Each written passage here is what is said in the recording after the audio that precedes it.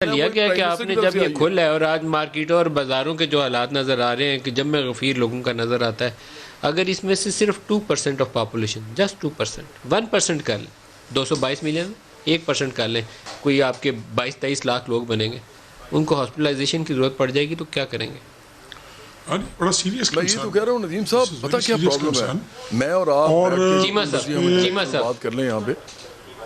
اچھا سوری طارق بشیر چیمہ صاحب.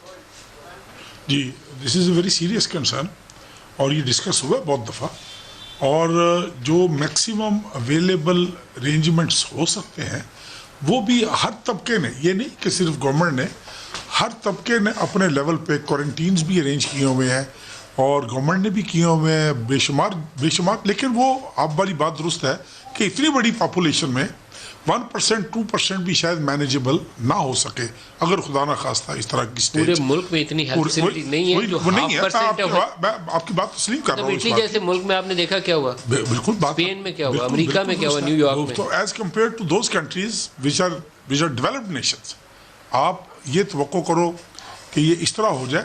بہت سارے کام جو ہیں وہ یہ جو آپ اسٹیٹمنٹ پڑھ رہے تھے نا اسد عمر صاحب کی، یہ ادروائز تو وہ اس پہ اوپر بہتر جواب دے سکتے ہیں آخر، لیکن الٹیمیٹلی وہ ماڑے آدمی کی طرح یہ منت ہی کرنی پڑنی ہے کہ بھائی اپنا خیال جو ہے نا. نہیں سر، آپ پیز انفورس کرنے پڑیں گے. اسٹیٹ کا کام یہ نہیں ہے. ایس او پیز انفورس اس وقت 12 تقریریں عمران خان کی لوگوں کو سمجھا دیتی ہیں اگر آپ کی تقریر. سر ایس او پیز انفورس اس وقت ہوں گے ندیم ملک صاحب جب آپ ایک پیج پر ہوں گے. وہ ایک پیج پہ آپ کیوں نہیں آتے جی؟ بتائیں سر آپ بتائیں نا، آپ بتائیں اس میں مجھے اب یہ بتائیں کہ اس میں ہمارا کیا قصور ہے. قصور آپ کیا؟ آپ حکومت میں ہیں، حکومت کو لیڈ رول میں لینا، ساروں کو ساتھ بٹھائیں.